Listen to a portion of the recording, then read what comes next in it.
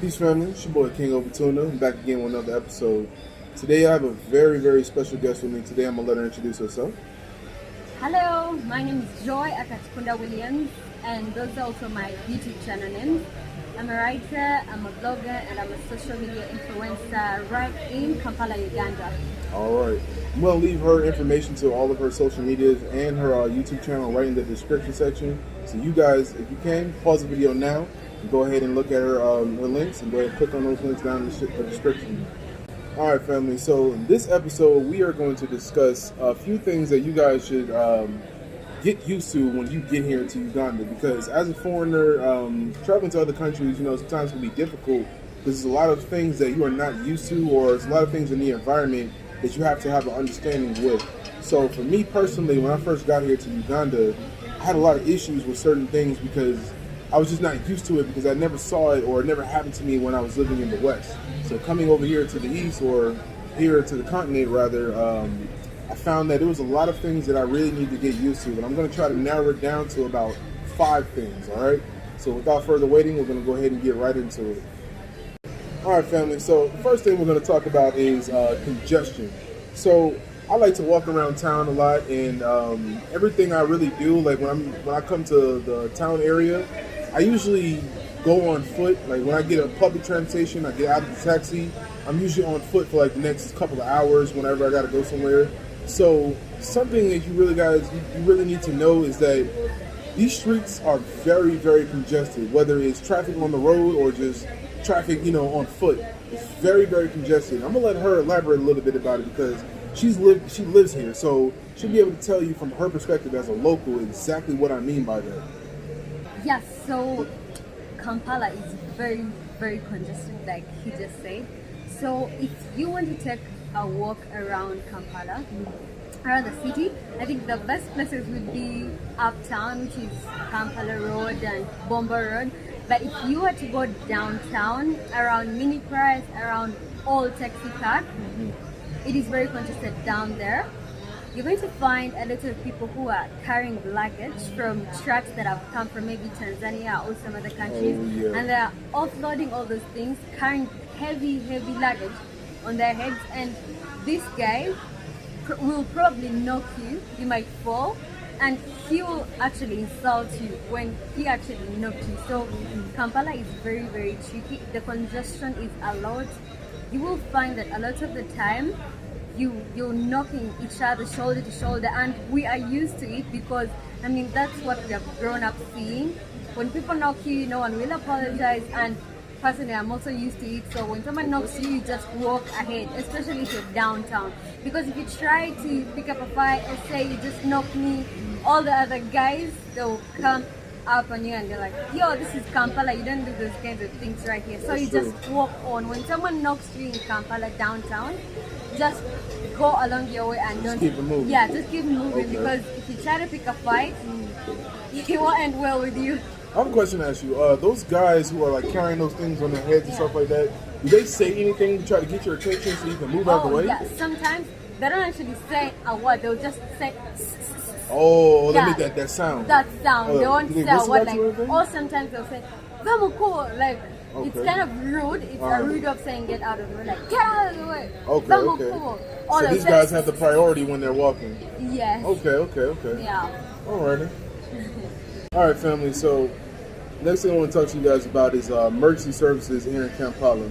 So emergency services are a little bit different than how they are in the West. In the West, if somebody beats you up or steals your cell phone or something of that nature, you guys can just take out your phone or ask somebody to call the police. You dial 911 and the police will arrive to your specific location.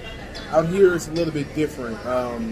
In town, you guys, they have police posts. Like it'll be a booth or area where police are designated, I would say, and this area is where you could actually find them. This like their offices or whatever. They have them all over town, so you can find one, or you can ask somebody where's the nearest police post, or you see a traffic officer standing in the middle of the street. You can ask the traffic police officer where's the nearest police post, and they'll point you or even take you in the right direction. But in the event that you guys need other type of emergency services, there are a little bit of things you do need to know about that, because they are not as either consistent or readily available as they would be as you would find in the West. So I want to know, like, from a local perspective, have you had any experience with emergency services here in Uganda? Yeah. Well, not myself, but my brother once went downtown to buy a pair of shoes. So when he paid these guys, they gave him a product which was a replica of what he paid for. So they gave him a duplicate. And so when he asked them, he went back and asked them, why did you give me the product which I didn't pay for? And these guys just started messing around, and then they did not give him the right product. But then the following day, he went back to town and then went to a police post and then asked these guys, the policemen, if they could help him. I mean, someone just phoned me downtown. So he was given a policeman, and he went with the policeman to the shop where he had bought the shoes. But then surprisingly, when he reached there, the policeman just had a few words with the manager of the place, and then they told my brother to go just like that. They did not help him. So it's kind of tricky in Kampala if you really don't have, like, if you're not maybe someone's son, like a minister's daughter, police is not going to really help you that much, because even most times when you report a case to police, it might take years, or they'll tell you, we're going to look at it, we're going to do, maybe you're going to hunt down the people, but then they will never get back to it. Then if you're not in town, if you're like at home, like in kind of a remote area from the city, police posts are also available, but not as densely in town as they are in town. So to find a police post, you might have to walk like a certain distance from where you stay. But then still the services will be the same. You might reach there, the policeman might ask for money to do something they're supposed to do without paying them. Or they won't even listen to you. They'll tell you maybe we're having lunch, or they might give you any other kinds of excuses. And if maybe it's in the middle of the night and you want to call the police, I think the number is 999. I'm not sure. I've never called police in the middle of the night. Maybe 999. Yeah. But then when you call, they might not really get back to you. Okay. Yeah. They'll tell you we're coming, but then you will wait till morning and then no one shows. Yeah, no one will show up. So what about ambulance or fire services here? Have you ever seen like ambulance making house calls, or fire people, like fire trucks going around putting out fires, something of that nature? Most of the time, I've not experienced a fire around my area, but most of the time, when like I've seen maybe on news, on television, when there is a fire in a certain place and the fire department is called, or the fire trucks are called, most times the fire department arrives after maybe the fire has gone out. Usually they come really, really late. They come when the fire has gone out and everything is destroyed. Sometimes they don't show up. Now, if you are in, let me say, Entebbe, and you're calling the fire from Kampala, because I don't know if there's one in Entebbe. Oh, wow. So if you want them to go to Entebbe, I don't even know if they'll go there. They might not show up. The fire department might not show up. Oh, wow. Yeah, so I'm not really sure, because I only know one fire. And that's the one One in fire town. station in Kampala. Yeah. The one around ShopRite. Yeah. ShopRite. Yeah, that's the only one I know. That's the only one I ever seen too. That's crazy. So it's very tricky with fire departments here. Okay. One thing I did want to mention is that I've seen ambulance up and down the roads. I've the seen them all the time, but yeah. I have not seen an ambulance like make a house call at all ever. Yeah. I don't even know the number to like call somebody for an ambulance. You get what I'm saying? That's So the crazy. ambulance, actually, even me, I've never seen an ambulance pick someone. You know how we see in different places, like someone is in critical condition, they call an ambulance and it comes like in 10 minutes. In Uganda, if you have someone who's in critical condition, you either hire a car, if you don't have one, and rush them to hospital, because I've not seen ambulances that will come, unless maybe you have insurance with big hospitals which have ambulances. Maybe you can call them and they'll come. But if you're not on such a scheme like an insurance plan with such kinds of hospitals, if you call an ambulance for a general hospital like maybe like Mulago, I doubt they will ever come to you, because I've not seen something like that happen. Okay. Yeah. Right. Or what will happen, maybe if you're someone that is known, maybe like a minister's daughter, or like Someone your of papa importance. is in the police. Maybe they know that person, and then you'll just make one call, and then 9 minutes will come. But then Okay. if nobody knows you, no one is going to show up for you. Wow, that's crazy. Sad. All right, moving right along. All right, family. So the next thing I want to talk about is language barrier. So Uganda is known as an English-speaking country, and it's also a country that they have over like 40 different languages. Each tribe has their own language, so every tribe has like specific language that's specific to them. And but English is taught throughout the entire country. However, what I've noticed is that English is not universal throughout the entire country, meaning you might find people who speak it much better than others. And if you go to like remote areas or certain villages, you might find people who barely speak it at all. If they do, it's only like certain words, maybe like business words, something of that nature.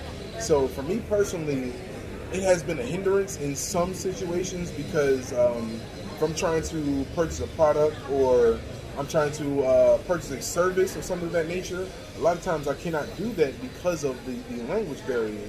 Sometimes people don't really, my accent, because I'm from the South, like, well, I'm from Virginia. Y'all might not consider it the South, but some people do.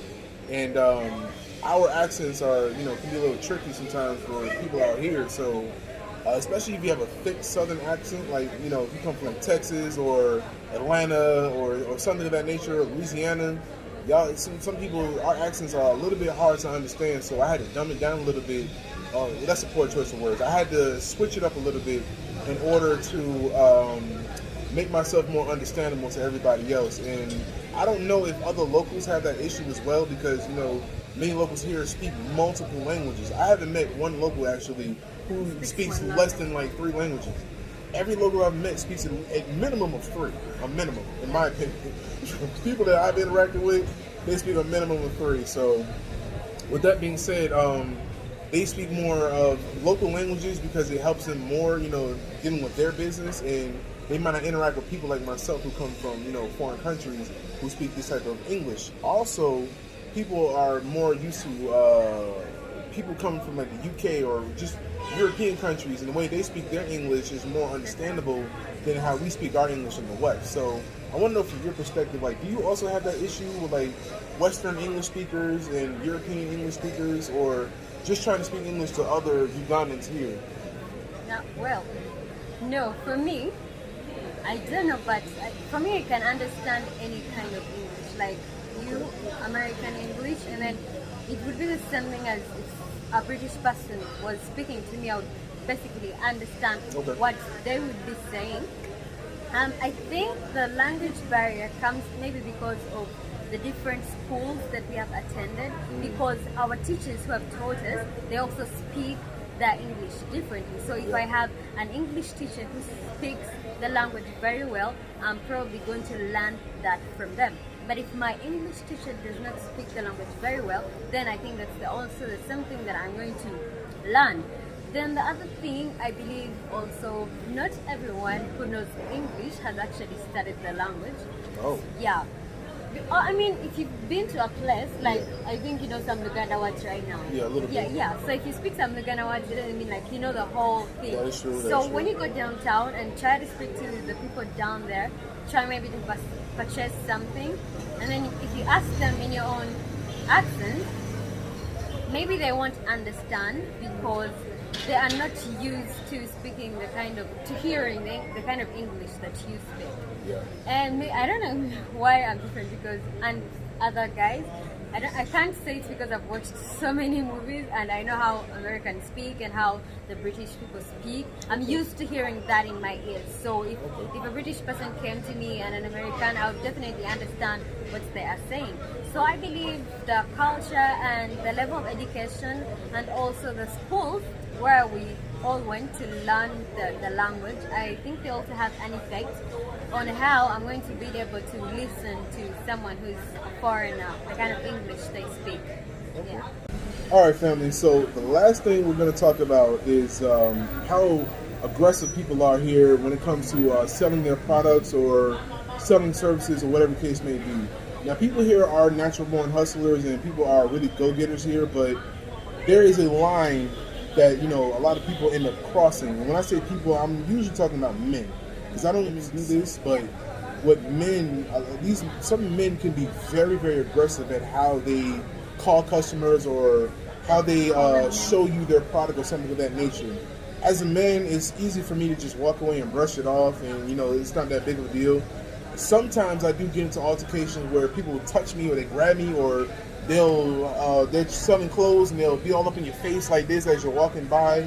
They'll put the shirt or the clothes in your face, or they'll block you from walking or something of that nature to try to show you what they're selling. And it bothers me because, you know, it's not something I'm used to, and it's definitely not something I'm expecting. And y'all know me, I like to keep to myself. I don't like people to, you know, bother me like that. So those little altercations I try to avoid, and it can be avoided by walking away. But for women, it could be a completely different experience. So I want you to, you know, elaborate a little bit about if you've had that experience, and, you know, what's a good way to avoid it if possible. Well, the bad news is you cannot avoid it. Okay. Now, a few years back, when I was in high school, we had this coaching session that we used to go to every day because we were in a candidate class, and being in a candidate class means you have to read a lot so that, you know, pass your exam. So we used to go for coaching somewhere around downtown. So one time we were going back home, and then we were three students, and then I was walking behind my friends. I was the last one behind. Okay. So we passed some hawkers, and they were selling jeans, pants for women. Okay. So this guy said, come and buy from us, come and buy from us. We were two girls and one guy. So those guys were ahead of me and I was behind. And then, so when these guys had passed my friends, one of the guys grabbed me, come, you have to buy my jean, you have to buy from me. I told the guy, let me go. He refused. My friends had left me. Okay, they didn't realize that the guy had held my hand. So they kept moving. And then there's all these taxis and cars passing, so I was not seeing my friends. So much commotion. I was not seeing my friends ahead of me.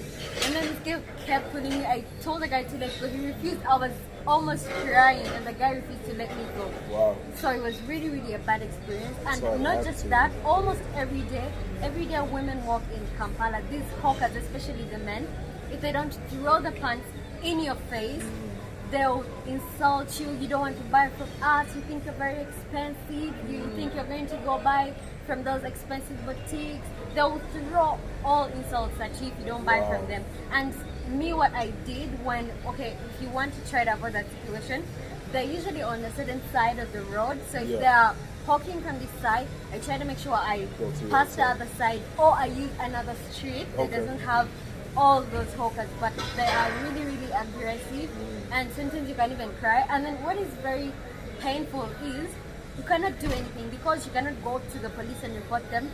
Obviously, they will do nothing. And if you insult one of them, all the other guys, all the other men, they will come and insult you like you were the one who started everything. So they will all gang up on you. So what you just do, you just walk ahead. Even though it hurts, but you have nothing to do, so you just walk ahead and just leave everything because there's nothing you can do. I'm sorry those things happen to you. Sure. It's unfortunate, man, because that is a problem here, and I have noticed it. And what I also noticed that other men and other women see it happen, and they don't speak up they don't do anything because they also can't help you. Yeah. And in Kampala, everyone comes to Kampala. I just came here to make money and then go back home. I came to make a living for my family. Whatever happens to you, actually in Kampala, someone can grab your phone, run with it. People will just look at you and say, oh man, sorry that happened to you, but no one is really going to do anything. That actually happened too. I was in the taxi when my phone got stolen, and everybody was just sitting there like, sorry. What do you mean? This is an expensive phone. Somebody got to help me get it back.